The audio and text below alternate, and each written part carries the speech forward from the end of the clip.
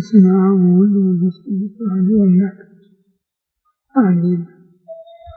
አቤቱ ቸር እግዚአብሔር አምላካችን ሆይ በዚህ ዕለት በዚህ ሰዓት በዚህ ስፍራ በቸርነት ስለሰበሰብከን ለዚህ ከፍተኛ ቀጠሮ ስላደረስከን ከሁሉ አስቀድሞ ቅዱስ ስምህን እናመሰግናለን።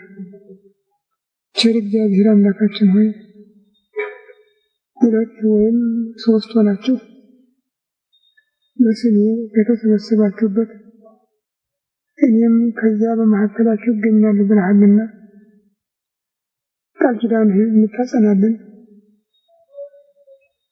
በመካከላችን እንድትገኝልን ስብሰባችንን እንድትባርክልን ልናውቀው የሚገባንን የሚጠቅመንን እንድታስተምረን አይምሯችን ሊሸከመው ሊመረምረው ሊረዳው የሚችለው ምስጢር እንድትገልጽልን ቅዱስ መንፈስህን እንድታሳድርብን ሀገራችን ኢትዮጵያን ኦርቶዶክሳዊ ተዋሕዶ ቤተክርስቲያናችንን ክርስቲያን ሕዝብህን በቸርነት እንድታስብልን መዓቱን በምህረት ቁጣውን በትዕግስት እንድትመልስልን ይህንንም የጀመርነውን ጾም ተቀብለህ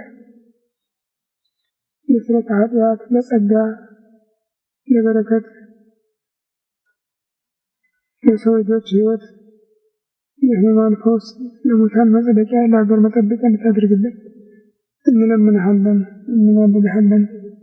ክብር ምስጋና ለአብ ለወልድ ለመንፈስ ቅዱስ ይሁን ዛሬም ዘወትርም ለዘላለሙ አሜን። አባታችን ሆይ በሰማይ የምትኖር ስምህ ይቀደስ፣ መንግሥትህ ትምጣ፣ ፈቃድህ በሰማይ እንደሆነች እንዲሁ በምድር የዕለት ምግባችንን ዛሬ ስጠን፣ በደላችንን ይቅር በለን እኛም የበደሉንን ይቅር እንደምንል፣ አቤቱ ወደ ፈተና አታግባን ከክፉ ሁሉ አድነን እንጂ መንግሥት ያንተ ናትና ኃይል ምስጋናም ለዘላለሙ አሜን። እመቤታችን ቅድስት ድንግል ማርያም የመልአኩ ቅዱስ ገብርኤል ሰላምታ ሰላም እንልሻለን። በሐሳብሽ ድንግል ነሽ፣ በሥጋሽም ድንግል ነሽ። የአሸናፊ የእግዚአብሔር እናቱ ሰላምታ ላንቺ ይገባሻል። ከሴቶች ሁሉ ተለይተሽ አንቺ የተባረክሽ ነሽ፣ የማኅፀንሽ ፍሬ ኢየሱስ ክርስቶስ ምስጉን አምላክ ጸጋን የተሞላሽ ደስ ይበልሽ፣ እግዚአብሔር ከአንቺ ጋር ነውና ከተወደደ ልጅሽ ከጌታችን ከመድኃኒታችን ከኢየሱስ ክርስቶስ ምሕረትን ለምኝልን ኃጢአታችንን ያስተሰርይልን ለዘላለሙ አሜን። ኦ እግዚእ ኢየሱስ ክርስቶስ በከመ በሳይልከ ወምሕረትከ ስረይ ኃጢአቴ ወኃጢአተ ኩሉ ሕዝብከ። ጌታዬ ኢየሱስ ክርስቶስ ሆይ እንደ ይቅርታህ እንደ ቸርነትህ ብዛት የእኔንም የሕዝብህንም ኃጢአት አስተስርይ። በማወቅ ባለማወቅ በማሰብ በመስራት በመናገር የተፈጸመውን ሁሉ ይቅርታ እግዚአብሔር ይባርክልን።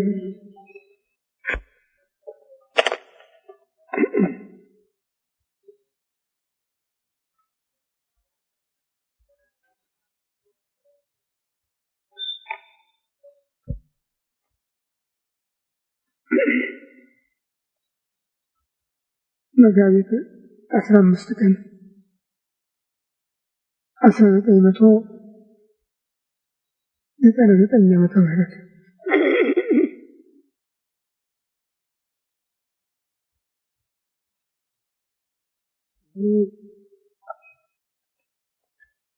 በጾማችን 6ኛውን ሳምንት ጨርሰን ወደ 7ኛው ሱባዔ ነገ እንገባለን።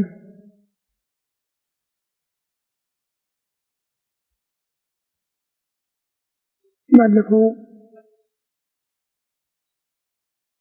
እሁድ ሰንበት ገብርኄር ይባል ነበር።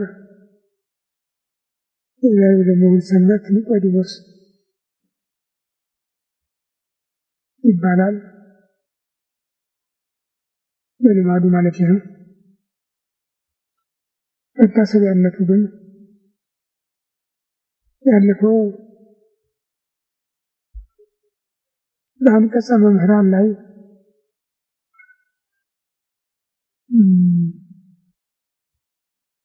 ሰዎች በየድላቸው በተሰጣቸው አደራ በተሰማሩበት መስመር የተቀበሉትን ከስራ ላይ ማዋል እንደሚገባቸው እንደታዘዙ የፈጸሙ ባለዋጋ እንደሆኑ ያልፈጸሙ ደግሞ ቅጣት እንደሚጠብቃቸው ጌታ በቅዱስ ወንጌል ለምሳሌ የሰጠውን ትምህርት ቤተክርስቲያን የምታዘክርበት ነው። እግዚአብሔር በጎ አገልጋይ ይባላል።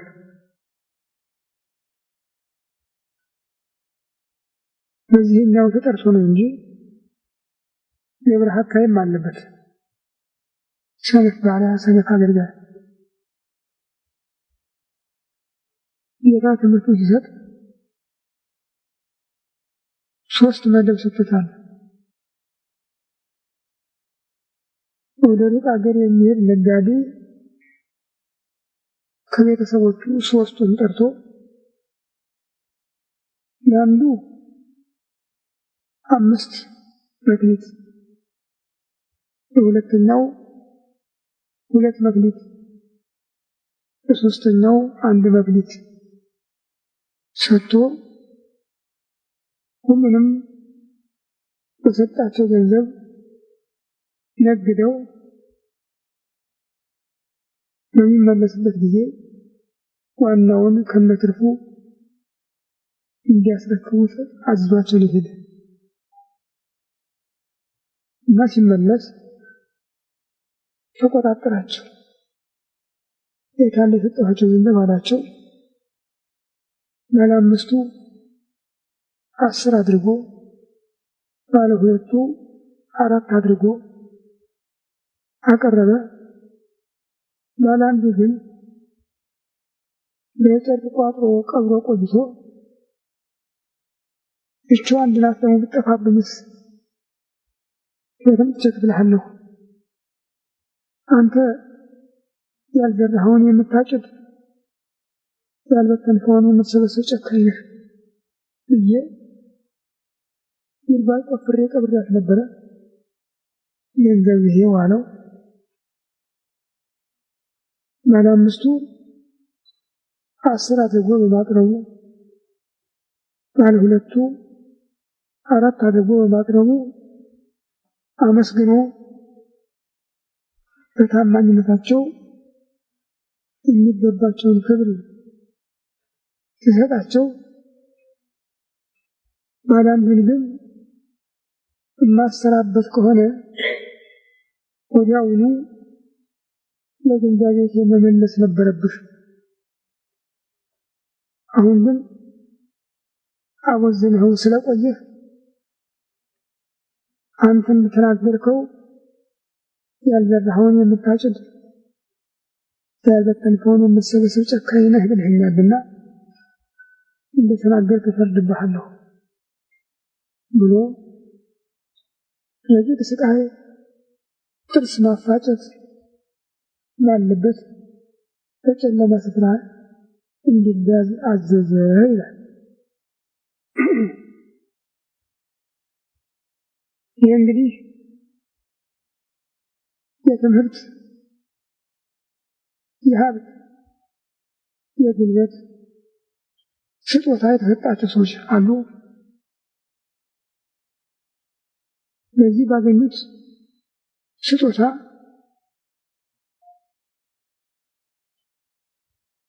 እውቀት የተሰጠው በማስተማር፣ ሀብት የተሰጠው በምጽዋት፣ ጉልበት የተሰጠው በእርዳታ ሰርተው እግዚአብሔርን ሊያገለግሉበት ታዘዋል። እነዚህ ቸልተው ጊዜያቸውን ሊያሳልፉ ግን በመጨረሻ እንዳልኩት ጠያቂ ይጠይቃቸዋል። መጠየቅ ብቻ አይደለም ይፈርድባቸዋል።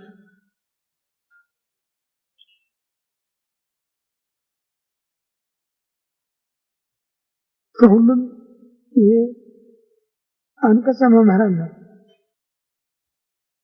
የመምህራን ክፍል ነው።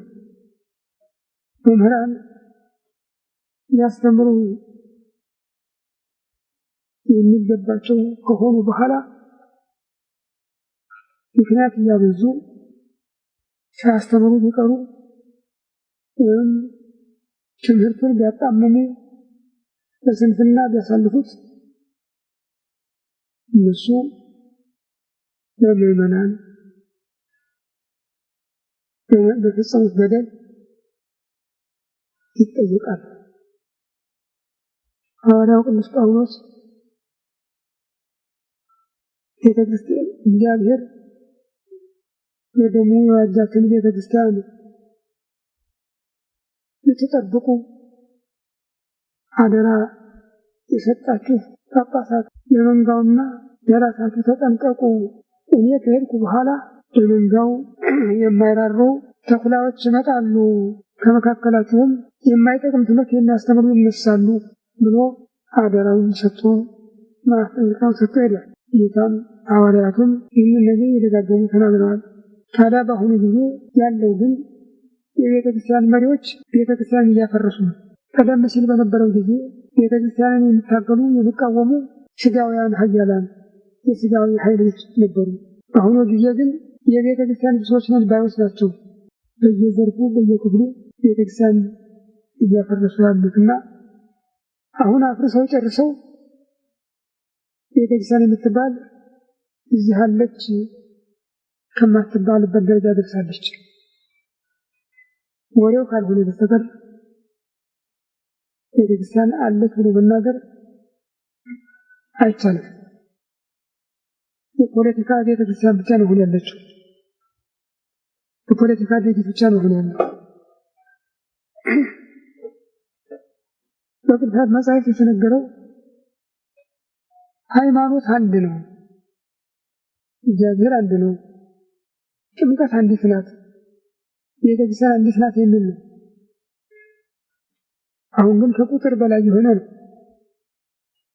ሃይማኖቱም ጥምቀቱም ቤተክርስቲያኑ እና መቻቻል ተብሏል። እውነቱ እየጠፋ በጓደኝነት የደቦ ነው የተያዘው። በዚህ ሁኔታም ለረጅም ጊዜ በሕገ ልቡና በሕገ ኦሪት በሕገ ወንጌል ትምህርቷን እያሻሻለችና እያሳደገች የመጣችው ቤተክርስቲያን የኢትዮጵያ ኦርቶዶክስ ተዋሕዶ ቤተክርስቲያን ዛሬ ጭራሹን ከመሰረቱ ተነቅላ ምልክቱ እንኳን የጠፋበት ወራት ነው ማለት ይቻላል። ለዚህ ደግሞ አንድ ህግ ወቃሽ ማድረግ አንችልም፣ ሁላችንም ነን።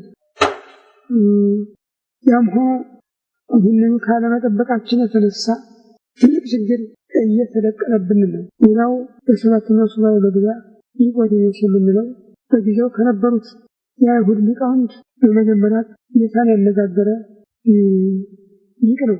ጌታን የተቀበለ ሊቅ ነው። አይሁድ ሲከራከሩት እንደውም ለመሆኑ ኦሪት ቢሆን በደል ያልተገኘበት ሰው ይኮንናል እያለ ቀወማቸው ነበር። መምህር አንተ ከእግዚአብሔር እንደሆንክ እናምናለን፣ አንተ የምታደርገውን ታምራት ሊያደርግ የሚችል የለምና እግዚአብሔር ከእሱ ጋር ከሆነ በቀር አለው። ጌታ ግን ልክ ነህ አላለም። ምክንያቱም ሊቁ ሊያውቀው የሚገባው ሌላ ነገር ነበረ። ስለዚህም እውነት እውነት እነግርሃለሁ ዳግመኛ ያልተወለደ የእግዚአብሔርን መንግሥት አያይም ነው ያለው። አሁን አይምሮን ሳበው። ምን ማለት ነው አለ። ሰው ካደገ በኋላ እንደገና ወደ እናቱ ማህፀን ይገባል፣ ሊወለድስ ይችላል አለ። ይህንን ጠየቀው። ጌታ ግን ስለዚህም አልተከራከረም። አሁንም እውነት እውነት እነግርሃለሁ ከውሃና ከመንፈስ ያልተወለደ ወደ እግዚአብሔር መንግሥት ሊገባ አይችልም። ነፋስ ወደ ወደደው ይነፍሳል፣ ድምፁን ትሰማለህ፣ ከየት እንደሚመጣ ወዴት እንደሚሄድ አታውቅም። ከመንፈስ ቅዱስ የሚወለዱት ልደትም እንዲሁ ነው። ከስጋ የተወለደ ስጋ ነው፣ ከመንፈስ የተወለደ መንፈስ ነውና አታድንቅ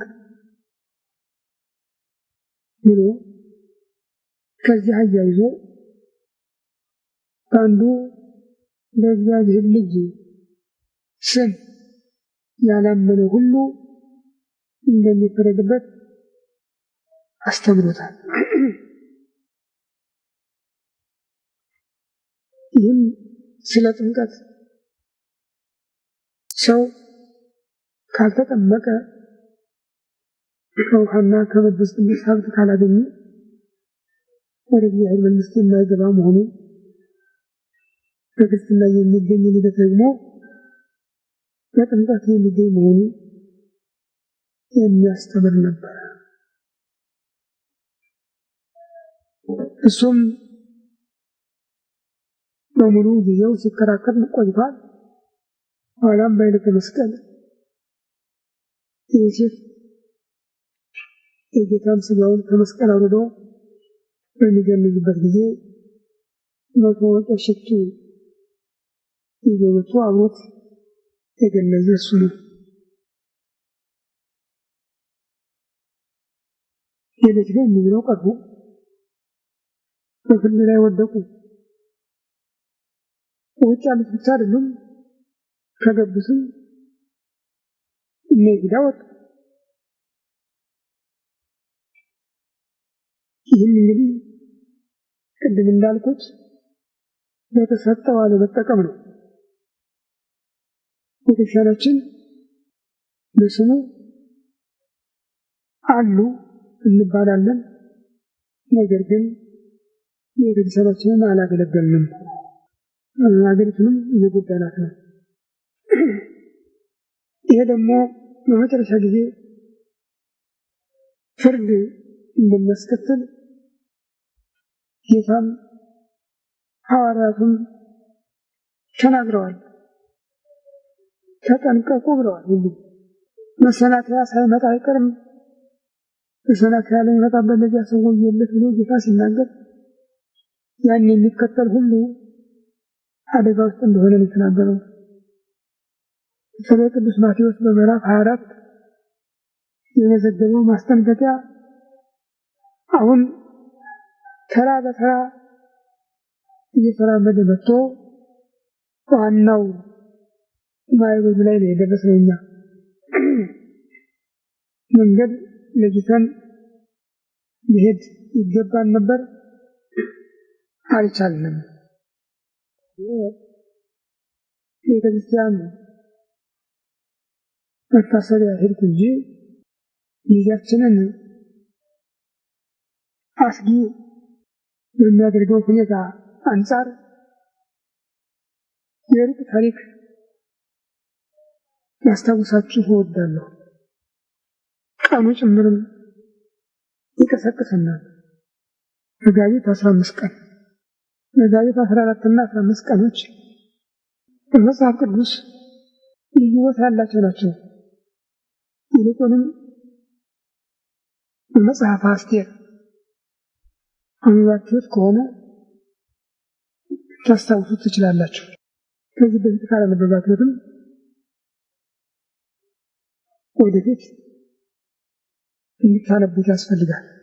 በምርኮ ከነበሩት ከደነጾር ከማረካቸው ወገን ውስጥ ከነበሩት ታላላቅ ሰዎች አንዱ መርዶክዮስ ይባላል። ከነገደ ብንያም የተወለደ ነው። እሱ ደግሞ ያሳደጋት የወንድሙ ልጅ አስቴር የምትባል መልከኛ ነበረች። እነሱ በፋርስ ሱሳ በሚባል ሀገር ነበር የሚኖሩ። በዚያ ጊዜ የነገሰው ታላቁ አርጤክስስ 127 ሀገሮችን ከህንድ እስከ ኢትዮጵያ ድረስ አጠቃሎ ይገዛ ነበር። እና ናቡከደነፆር ማረካቸው እስራኤላውያን ሁሉ ልጅ ልጆቻቸው በዛ ውስጥ ይኖሩ ነበር።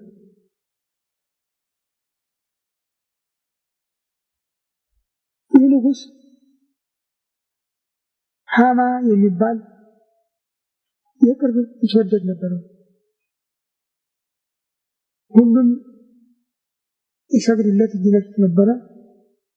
መርዶክዮስ ግን ለፍጡር መስገድ አይቻልም ብሎ እጅ አይነሳውም ነበር። በዚህም ብዙ ጊዜ ይበሳጫል።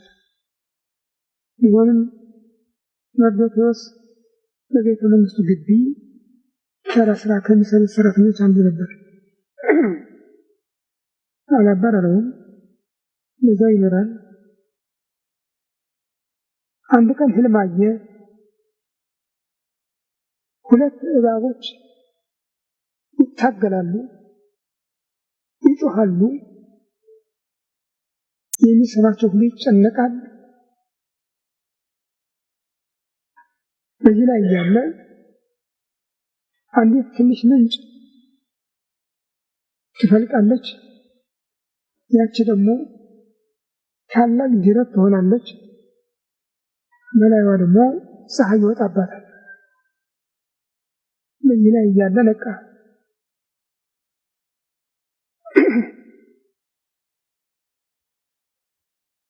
እና ሆኖም በዛ በቤተ መንግስት ውስጥ ይሰራ ስለነበረ ሁለት የንጉሱ የቅርብ ባለሟሎች ሳራና ገበታ የሚባሉ ንጉሱን ለመግደል ሲያደሙ ሰምቶ ለንጉሱ ነገረው። ንጉሱ እነሱን ቀጥቶ አሳምኖ ቀጥቶ ታሪኩን በማስታወሻ አስቀመጠው። የተወደዱ በዚህ መርዶክዮስን ለማጥቃት ይፈልግ ነበር። እነዚያ የቅርብ ዘመዶቹ ስለተገደሉ ተወደዱ የፋርስ ሰው ነው። ይሄ እስራኤላዊ ነው። በሃይማኖትም በዘርም አይገናኙም። ይልቁንም ለእሱ አልሰግድም እጅ አልነሳም እያለ ገለልተኛ በመሆኑ ጊዜ ነበር የሚጠብቅለትና አንድ ቀን ማታ በቤቱ የይት ተነስቶ ከሁሉም ያስቸግረኝ ይሄ አይሁዳዊ ነው፣ ምን ላድርግ እችላለሁ አለ። ሚስቱ ምንድን ነው? አንተ ነህ ከሁሉም የበላይ ያለ፣ ለምን አትገለውም? እዚህ እንጨት ተከልና ስቀለው፣ ማንም ይጠይቅህ አለች። እሺ ብሎ 7 ክንድ ቁመት ያለው 50 ክንድ ቁመት ያለው ግንድ ተክሎ ጠዋት ከንጉሱ ሊያስፈቅድ ወደ ቤተ መንግስት ይሄዳል። በዚያች ሌሊት ግን መንፈስ እግዚአብሔር ነው ማይነ ንጉስ ይላል። እግዚአብሔር እንቅልፍ ከለከለው እና ማስታወሻውን ያገላበጠ ሲመለከት መርዶክዮስ ያደረገለትን አገኘ። እንግዲህ እያለ ሲያደንቅ ሃማ መጣ። ማነው ውጭ የሚነጋገር አለ። ሃማ ነው አሉት። ባቡን ካለ ገባ። እንደገባ ንጉሱ ጥያቄ አቀረበ። ሃማ አለው፣ ንጉስን ከሞት ላዳነ ብዙ ውለታ ለዋለ ሰው ምን ሊያደርግለት ይገባል አለው። ሃማ የቅርብ እኔ ብቻ ነኝ በማለት እንደዚህ ያለ ሰው ከተገኘማ የንጉሱን ልብሰ መንግስት አልብሶ ዘውዱን በራሱ ላይ አስጭኖ ህልቀት ወርቁን አስይዞ በንጉሱ ፈረስ ላይ አስቀምጦ ከተማውን አዙሮ ንጉሥ ለሚወደው ንጉሥን ለሚያከብር ይህ ይደረግለታል ብለው ሊያውጁለት ይገባል አለው። በል እንግዲህ ከዚህ ከተናገረው ሁሉ አንድም ሳታስቀር ለመርዶክዮስ ልትፈጽምለት አለው። ያንን በግዱ ሳይወድ ፈጸመ። አሁን የመርዶክዮስ እድገት እየቀጠለ መጣ። ከሱ ቀደም ሲል ግን ከይስራ ማለት ነው ንጉሡ ሰፋ ያለ ቀን ልጅ በማግባት ላይ ነበር እና አንድ ቀን ደስ ስላለው ንግሥቲቱ አስጢን ትባላለች። እሷን በበኩሏ ለሴቶች ግብዣ አደርጋለች። ጥሯትና እዚህ በጎን ትቀመጥ የከየልት ልትላት በዚህ በ127 አገር ያሉ መሳፍንት መኳንንት ታላላቅ ሰዎች እንዲያወጥ ፈልጋለሁ ብሎ ይልክባት እንዲህ ብላ ቀረች። እሱም በዚህ አዘነ። ነገሩ እየተፋፋመ ሄዶ ፍርድ ይደረግባት ተጠየቀ። ብዙዎች መሳፍንቱ መኳንንቱ ያንተ ሚስት አንተን እንዲህ ብላ ከቀረች የኛ ሚስቶችማ ምን ሊያደርጉ ነው? ሽሮ ጠብሶ የሚሰጠን ማናገኘ። አሁን አንድ ውሳኔ መደረግ አለበት ብሎ አቀረቡት። ማለወለቹ እንዴት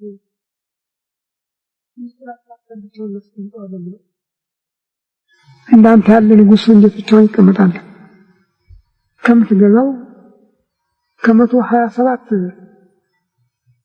አገር ሴቶች ይመረጡና በቁንጅናዋ የበለጠችው ንግሥት ትሆን አሉት። ከዚያ ሲመረጥ በመጨረሻ 3 ተገኙ። ከ3ቱ ደግሞ አስቴር የምትበልጥ ሆና ተገኘች። አስቴር ተጠርታ ወደ እልፍኝ ገባች። ግን መርዶክዮስ በዚህ ጊዜ ዘሯን እምነቷን እንዳትገልጥ አዟት ስለነበረ አልተናገረችም። እነዚያ ውስጥ ነበረች። ይህ በዚህ እንዳለ ሐማ መርዶክዮስን ለመግደል ባደረገው ቁርጥ ሐሳብ ጠንክሯልና ወደ ንጉሡ ቀርቦ ንጉሥ አንተ በምትገዛው በዚህ በ127 አገር አንተን የማይወድ ሕዝብ አለ። ያንተን ትእዛዝ ያንተን ሕግ የማያውቅ የማይጠብቅ ሕዝብ አለና እኔ እሱን ላጥፋልህ። ይህን ከፈቀድክልኝ ደግሞ 1000 መክሊት ወርቅ በቤተ መንግሥት ገቢ አደርጋለሁ አለው። አንተ የምታጠፋልኝ ጠላቴን ከሆነ ለምንድን ነው ገንዘብ የምትከፍለኝ? ገንዘቡም ላንተ ይሁን ያሰብከውን ማድረግ ብሎ ንጉሥ የሚፈርምበትን የጣት ቀለበቱን አውጥቶ ሰጠው። አሁን ወጥመድ ያዘች አለ። ሐማ ወጥቶ ንጉሡ በሚገዛው በ127 ሀገር ያለ የአይሁድ ዘር ሁሉ በአንድ ቀን መጋቢት 14 እና 15 ቀን እንዲጠፋ ብሎ አወጀ። መርዶክዮስ ይህን ሰምቶ ልብሱን ቀዶ ሄዶ ያለቅስ ጀመር። ቤተ መንግሥት ለመግባት ግን ልብሱን ስለቀደደ በራሱ ላይ ትቢያ ስለነሰነሰ የሚያስገባው አላገኘም። ወደ አስቴር የእልፍኝ አሽከሯን ላከ እና እንዲህ ያለ ችግር ደርሷል። ይህንን ነገር በምንም አይነት መወጣት አለብሽ፣ ሕዝብሽን ማዳን አለብሽ አላት። እንዲህ የፋርስ መንግስት ሕግ ልዩ ነው። ሳይጠራ ወደ ንጉሱ መግባት የሚቻለው የለም። ከገባ ደግሞ ይሞታል። እኔ አልተጠራሁም በሰሞን እንዴት መግባት ይችላለሁ አለችው። አይ በየትም ቢሆን በየት መሞት ሙች እንጂ ሕዝብሽን ማዳን አለብሽ፣ ብቻ ኖሬ እጠቀማለሁ የሚለውን ነገር ተይው። ብታደርጊው መልካም፣ ባታደርጊው ግን እግዚአብሔር ሕዝቡን እሱ ፈቀደ ሊያድነው ይችላል፣ ላንቺ ይቀርብሻል እንጂ አላት። አይ ይህን ካልክ እንግዲህ ፈርደህብኛል፣ ይህን ፍርዱን እቀበላለሁ። ይሁንና እናንተም ጾሙ እኔም እጾማለሁ ብላ 3 ቀን ከምግብ ተከልክላ ከዙፋን ወርዳ መሬት ላይ ተኝታ ከጾመች በኋላ ከደንገጥሮቿ 2ቱን መርጣ አንዷን በፊት አንዷን በኋላዋ አስከትላ ሄደች።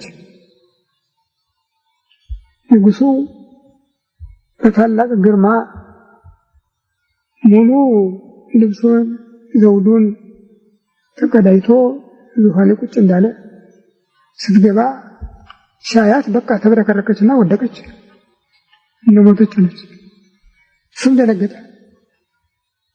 እግዚአብሔር ግን ወደ ርኅራኄ ስለመለሰው ከዙፋኑ ተነስቶ ወርዶ አቅፎ አረጋጋት። አሁንም እየተመለሰች አስቸገረች። በግድ አጽናንቶ በሕጋቸው ንጉሡ በወርቅ ዘንጎ የዳሰሰው ነው ከዚያ ሞት የሚያመልጥ እንጂ በቀራ ንጉሡ አይቶት የሚድን የለም። እንዲህ ያደረገላት ዳነች። እኮ ለምን ነበር የመጣሽ አላት። አይ ዛሬ አልነግርህም፣ ዛሬ የምነግርህ ግብዣ በቤቴ አዘጋጅቻለሁ። ግብዣውም በግብዣው ላይ የምትገኙ አንተና ሃማ ብቻ ናችሁ፣ እዚያ ነው የምነግርህ አለችው። እሺ አለ። ሃማን ጠሩት አለ። ሄዱ፣ በሉ፣ ጠጡ። በመጨረሻ ታዲያ ሰውስ ምንድን ነው አላት። ነገ ደግሞ ነገ ነው እንጂ ዛሬ አይደለም አለችው። በማግስቱ ተቀጠሩና ሄዱ። ማታ ሃማ ቤቱ ገብቶ ንጉሥ ከኔ በቀር በዚህ ሀገር የሚያከብረው የለውም፣ ንግሥቲቱን ብትሆን ንግሥቲቱ እንኳን ዛሬ ለንጉሥ ባደረገችው ግብዣ እኔም ብቻ ነኝ የጠራች፣ ማንንም አልጠራችም እያለ ሲዋራ፣ ታዲያ ይህን ሁሉ ክብር ይዘህ መርዶክዮስ አስጨነቀኝ ትላለህ፣ ለምን ሐሳብህን አትፈጽምም ብለው ያቅድም የነገሯቸውን ውሳኔ ወሰኑ። እሱም አድርገዋለሁ ባለበት ቀን ያሰቡ ሳይሳካ መርዶክዮስ አደገ እና ግን ቢሆንም የንግሥቲቱን ግብዣ መቃወም አልቻለም። በሰዓቱ ተገኘ። ንጉሡ አሁንም ለምንድን ነው የጠየቅሽ? ጥያቄሽ ምንድን ነበር አላት። አይ እንግዲያው ንገሪኝ ካልከኝ እኔና ወገኖቼ በመንግስትህ ሞት ተፈርዶብናል። ምን አደረግን? ጉዳዩን አንተ አታውቀውም፣ ግን ሞት ተፈርዶብናል፣ ቀን ተወስኖብናል አለችው። ይህን ያደረገ ማን ነው አላት። ጥንተ ጠላታችን ሃማ ነዋ፣ አማሌቃዊው ሃማ ነው አለችው። ሃማ ደነገጠ። ንጉሡ መልስ ሳይሰጣት ወደ ጓሮ ገብቶ ቆየ።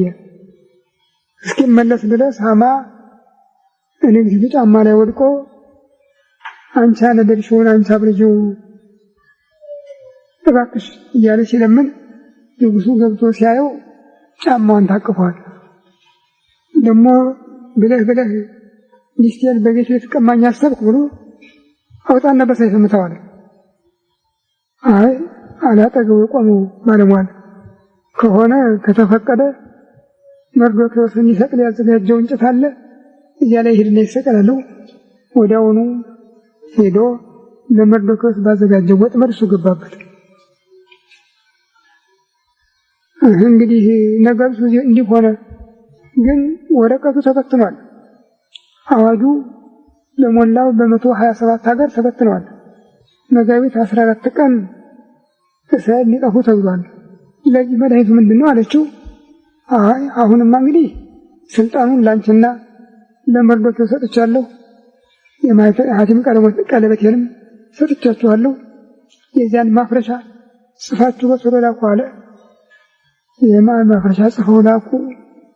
ይጠፋሉ በተባሉበት ቀን መጋቢት 14 ቀን በጠቅላላው በየደረሱበት ሁሉ የንጉሱ የድህነት አዋጅ ደርሶላቸው መጋቢት 14 15 ጠላቶቻቸውን አጥፍተው እነሱ የዳኑበት ቀን ነው።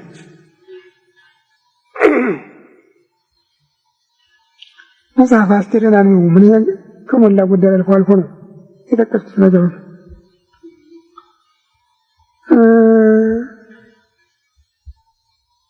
እኔን የሚያሳስብኝ አሁን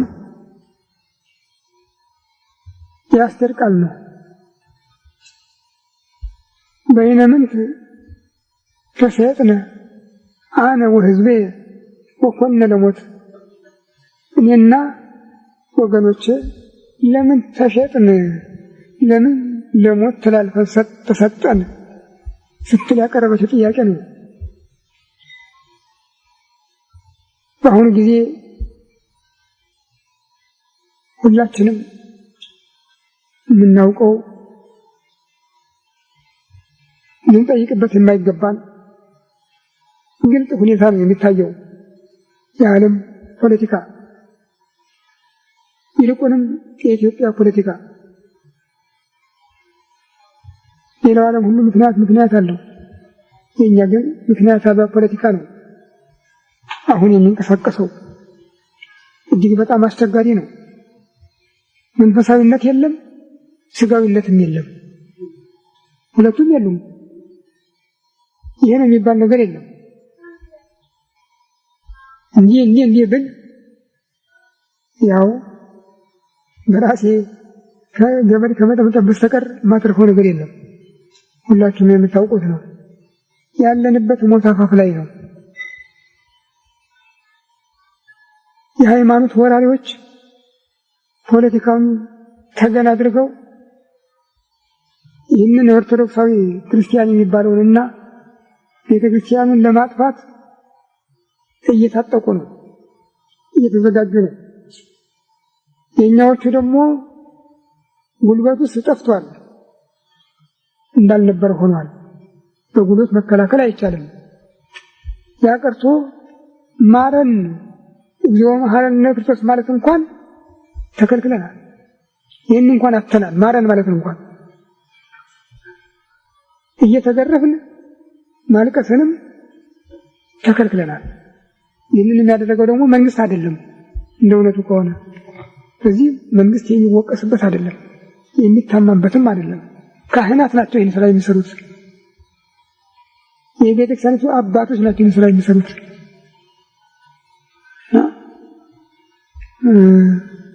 ልዩ ልዩ የሃይማኖት ወራሪዎች እየተደራጁ፣ እኛ ግን ሞት አፍ ላይ ነው የተቀመጥነው። እነዚህ እባቦች መርዶክዮስ ያያቸው እባቦች መርዶክዮስና ሐማ ነበሩ። ታገሉ። መርዶክዮስ አሸነፈ። ያቺ ትንሽ ምንጭም አስቴር ነበረች። ትልቅ ጅረት ሆነች፣ ንግሥት ሆነች። የፀሐይ ብርሃን ወጣባት፣ ስልጣን አገኘች፣ ህዝቧን ታደገች። እኛ ግን እውነት የሚያስደነግጥ የሚያሳፍር ነገር ነው። በገዳማት የሚጸልይልን አባት የለ። በአድባራት ደፍሮ የሚያስተምር የሚናገር ሊቅ የለ። በቤተ ክርስቲያን ዕጣን መስዋዕት የሚያሰርግ ካህን የለ። ሁሉም ያጣንበት ጊዜ ነው እና ይህች ሀገር ከዓለም በፊት እንዳጠፋ የሚያሰጋ ነው በእውነት። አሁን እንደ አስቴር 40 ቀን አይደለም 50 ቀን አይደለም 3 ቀን የሚጾም ብናገኝ ይበቃ ነበር። 3 ቀን ለመርዶክዮስ በእልፍኛሽከሯ በኩል የላከችው መልእክት በሱሳ ከተማ ያላችሁ አይሁድ ጾሙልኝ፣ እኔም ድንገጥሮችም ከእናንተ ጋር እንጾማለን ያለችው እና አሁን እኛ በአባጃችን ነው የቀረነው። ቀኑ ስላስታወሰኝ ነው ያነሳው የፈለኩኝ እና መጋቢት 14 መጋቢት 15 ይጠፋሉ በተባሉበት ቀን እግዚአብሔር ምሕረት አደረገላቸው። ሰዎች ፊታቸውን ወደ እግዚአብሔር ከመለሱ ምሕረት ከጠየቁ እግዚአብሔር ምሕረት ልማዱ ነው። በተለይ በኢትዮጵያ ይሄ የነበረ ስንቅ ነው። ኢትዮጵያ ከጊዜ ወደ ጊዜ በተለማመደችባቸው ጊዜ ሁሉ ምህላ መያዝ የኢትዮጵያ ስንቅ ነው። መልስ ማግኘትም የእግዚአብሔር የቸርነቱ ምጽዋት ነበረ። አንድ ቀንም ቤተክርስቲያን ካህናትና ምዕመናን አንድ ላይ ተገኝተው ስዕለ ማርያም መስቀል አቅርበው ያደረጉትን የምህላ ጸሎት እግዚአብሔር አልቀበልም ያለበት ጊዜ የለም። አሁን ግን ይህ እንዳይደረግ ነው የያዝነው እኛ ሁላችንም። እስኪ እግዚአብሔር አይምሯችንን ወደ ልቡና ወደ ማስተዋል እንዲመልሰውና ይቅር በለን ለማለት እንዲያበቃን ሁላችንም ፊታችንን ወደ እሱ እንመልስ እና እንጸልይ ነው የምለው።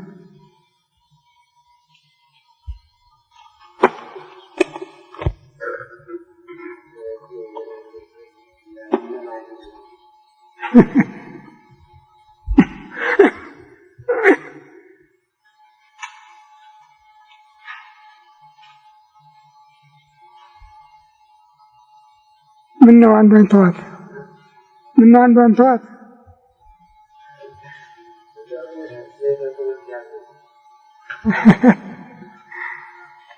የምትቀድመው እኮ ያይቱ ናት። የምትቀድመው እመኒ ዓይንህ ከዘየማን ናት። የቀኝ ዓይንህ ምክንያተ ስህተት ሆና ብታስቸግርህ አውልቀህ ጣላት የሚል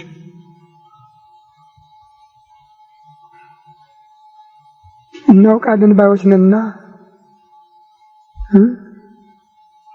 እናውቃለን ባዮችን ተከትሎ ሰው ገደል እንዳይገባ እኛ ምክንያት ስህተት የምንሆንበት ከሆነ እኛን ትቶ የራሱን መንገድ እንዲከተል ያዘዘ ጌታ። እናውቃለን ባዮች ካህናት፣ መምህራን፣ ሊቃውንት እነሱ ናቸው። ዓይን፣ እጅ፣ እግር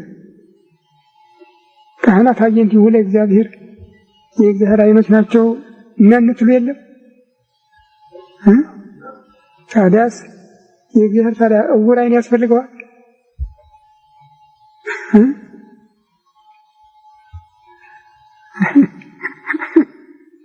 አሁን እኮ እውር ዓይን ነው የከበበው እግዚአብሔርን። እውር ዓይን ነው የከበበው እግዚአብሔርን።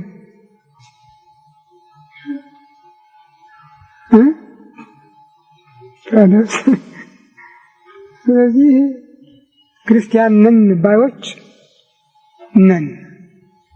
ይችን ቤተክርስቲያን ይችን ሀገር ያጠፋናት ምን አለበት እንዴ? ቤተክርስቲያን ለልማት ብለን አውጀን፣ ቤተክርስቲያን ለትምህርት፣ ቤተክርስቲያን ለጸሎት፣ ቤተክርስቲያን ለጾም፣ ለትሩፋት መሆኑ አቀርቶ ለልማት አዎ ፎቁ ተሰራ፣ ዙሪያውን ማን ነው የገባበት? አትነግሩኝም? ማን ነው የገባበት? እንደሱ ነው። ታዲያ በቤተክርስቲያን እኮ ሁለታችንም አንድ ላይ ነው የምንሰግድ ማለት ነው።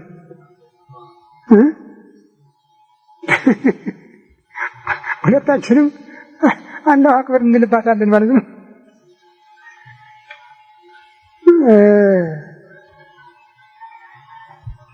ይሄ ነው መሰናክል ሳይመጣ አይቀርምና መሰናክል ለሚመጣበት ለያ ሰው ወዮለት። ለዚህ እናንተ ጥንቃቄ ማድረግ አለባችሁ ነው ያለው። አቅፈነው ነው የቆምነው። አሁን ቤቱ ወይም ቤተ ክህነት የሚባለው ሌላ እርምጃ ሌላ ዘመቻ ነው ያዘው። ህዝበ ክርስቲያኑም አብሮ አቅፎት እየዘፈነ ነው። ጥፋቱ ግን በቤተክርስቲያን በአገሪቱ ላይ አስጊ ሁኔታ ላይ እየደረሰ ነው። ይህም እኛ ቤት አልመጣም ዛሬ ወደ አድራ ብለን ካልሆነ በስተቀር በጅማ በኢሉባቡር በምዕራብ ወለጋ የደረሰው ሁሉም በር እያንኳኳ ነው። ነገር ግን እንዳልኩት ሌላ አይደለም። ታጠቁና ብድራቸውን መልሱ አይደለም እኔ የምለው። አቤት እንበል ወደ እግዚአብሔር ወደ አዳኛችን አቤት እንበል ነበር። ታዲያ ይህንን የማያስተምሩ ካህናት ለምናችን ነው የምንሸከማቸው?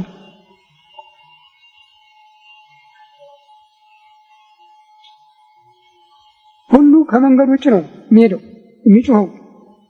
መንገዱን ጠብቆ አይሄድም። ባይታዊ ይመጣል፣ ሰውነቱን ይገርፋል፣ ደረቱን በድንጋይ ይደበድባል፣ ያቆሳል፣ ያደማል።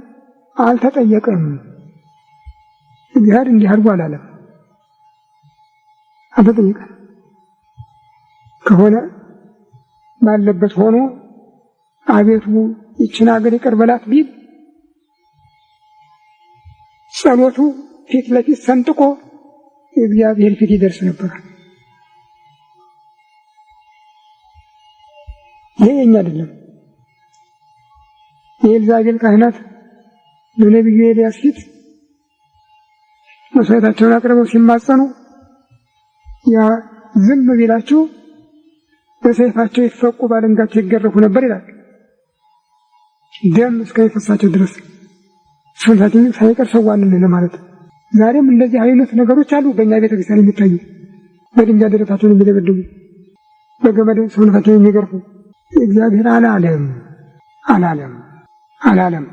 እና አሁንስ ይልቅ እየተመካከርን አቤት ወደምንልበት መንገድ ብንመለስ ነው የሚሻለው። በስመ አብ ወወልድ ወመንፈስ ቅዱስ አሐዱ አምላክ አሜን። አቤቱ ቸር እግዚአብሔር አምላካችን ሆይ በዚህ ዕለት በዚህ ሰዓት በዚህ ስፍራ በቸርነትህ ስለሰበሰብከን ለዚህ ከፍተኛ ቀጠሮ ስላደረስከን ስብሰባችንን በሰላም ስላስፈጸምከን ከሁሉ አስቀድሞ ቅዱስ ስምህን እናመሰግናለን። ቸር እግዚአብሔር አምላካችን ሆይ እስከ ዓለም ፍጻሜ እኔ ከእናንተ ጋር ነኝ ብለሃልና እንዳትለየን፣ እንዳትርቀን፣ እንድትታደገን፣ እንድትጠብቀን ከመከራ ሥጋ ከመከራ እንድትሰውረን ሀገራችን ኢትዮጵያን ኦርቶዶክሳዊ ተዋሕዶ ቤተክርስቲያናችንን ክርስቲያን ሕዝብህን በቸርነት እንድታስብልን መዓቱን በምሕረት ቁጣውን በትዕግስት እንድትመልስልን እንለምንሃለን፣ እንማልድሃለን። ክብር ምስጋና ለአንተ ለቸር አባትህ ለመንፈስ ቅዱስ ይሁን ዛሬም ዘወትርም ለዘላለሙ አሜን። አባታችን ሆይ በሰማይ የምትኖር ስምህ ይቀደስ፣ መንግሥትህ ትምጣ፣ ፈቃድህ በሰማይ እንደሆነች እንዲሁ በምድር ትሁን። የዕለት ምግባችንን ዛሬ ስጠን፣ በደላችንን ይቅር በለን እኛም የበደሉንን ይቅር እንደምንል። አቤቱ ከክፉ ሁሉ አድነን እንጂ መንግሥት ያንተ ናትና ኃይል ምስጋናም ለዘላለሙ። እመቤታችን ቅድስት ድንግል ማርያም መልአኩ ቅዱስ ገብርኤል ሰላምታ ሰላም ነሽ፣ በሐሳብሽ ድንግል ነሽ፣ በሥጋሽም ድንግል የአሸናፊ እግዚአብሔር እናት ሰላምታ ላንቺ ይገባል። ከሴቶች ሁሉ ተባረክሽ አንቺ የተባረክሽ ነሽ፣ የማኅፀንሽ ፍሬ ኢየሱስ ክርስቶስ ይመስገን። ደስ ያለሽ ጸጋን የተሞላሽ እመቤታችን እግዚአብሔር ከአንቺ ጋር ነውና ከተወደደ ልጅሽ ከጌታችን ከመድኃኒታችን ከኢየሱስ ክርስቶስ ምሕረትን ለምኝልን ኃጢአታችንን ይቅር ለዘላለሙ አሜን። ሰላም ለኪ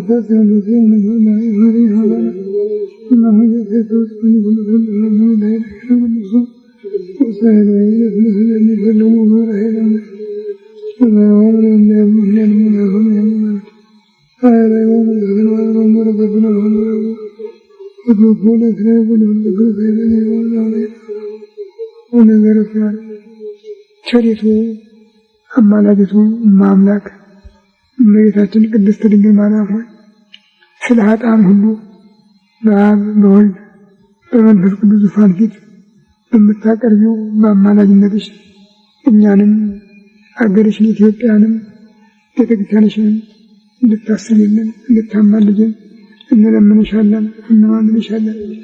ቸሪቱ አማላጅቱ አገሪቱን ርስት ሕዝቧን አስራት አድርጌ ሰጥቼሻለሁ ብለሻል። አባቶቻችን ሁሉ በቃል ኪዳንሽ ተማጽነው በረድኤትሽ ታምነው ነው የኖሩ። ሰአሊ ለነ ቅድስት ብለው ያፈሩ አንድ እንኳን የለም። ሁሉም ሰአሊ ለነ ቅድስት ነበር የሚሉሽ። አንቺም እርዳታሽን አልቀነሽባቸውም፣ ምሕረትሽን አላጎደልሽባቸውምና ዛሬም እንደነሱ ባንሆንም በእነሱ ጸሎት በእነሱ አማላጅነት እኛንም እንድታስቢን በአብ በወልድ በመንፈስ ቅዱስ ዙፋን ፊት እንድታስቢን እንድታማልጅን እንለምንሻለን እንማልድሻለን። ቸር እግዚአብሔር አምላካችን ሆይ በእናትህ አማላጅነት ኃጢአታችንን ይቅር እንድትለን ጸሎታችንን እንድትቀበለን እንለምንሃለን እንማልድሃለን። ክብር ምስጋና ለአንተ ለቸር አባትህ ለመንፈስ ቅዱስ ይሁን ዛሬም ዘወትርም ለዘላለሙ አሜን። አባታችን ሆይ በሰማይ የምትኖር ስምህ ይቀደስ፣ መንግሥትህ ትምጣ፣ ፈቃድህ በሰማይ እንደሆነች እንዲሁ የዕለት ምግባችንን ዛሬ ስጠን፣ በደላችንን ይቅር በለን እኛም የበደሉንን እንደምናየት፣ ወደ ፈተና አታግባን ከክፉ ሁሉ አድነን እንጂ መንግሥት ያንተ ናትና ኃይል ምስጋናም ለዘላለሙ አሜን። እመቤታችን ቅድስት ድንግል ማርያም በመልአኩ ቅዱስ ገብርኤል ሰላምታ ሰላም አለሽ። በሐሳብሽ ድንግል ነሽ፣ በሥጋሽም ድንግል የአሸናፊ እግዚአብሔር እናት ሰላምታ ላንቺ ይገባል። ከሴቶች ሁሉ ተለይተሽ አንቺ የተባረክሽ ነሽ፣ የማኅፀንሽ ፍሬ ኢየሱስ ክርስቶስ ምስጉን ነው። ጸጋን የተሞላሽ ደስ ይበልሽ፣ እግዚአብሔር ከአንቺ ጋር ነውና ከተወደደ ልጅሽ ከጌታችን ከመድኃኒታችን ከኢየሱስ ክርስቶስ ምሕረትን ለምኝልን ለዘላለሙ አምላካችን አምላካችን መድኃኒታችን ኢየሱስ የአባቶቻችን ሐዋርያት ከልጅነት ከኃጢአት የተመታችሁት ማኅበሩን የሚናገረን እግዚኦ መሐረነ ክርስቶስ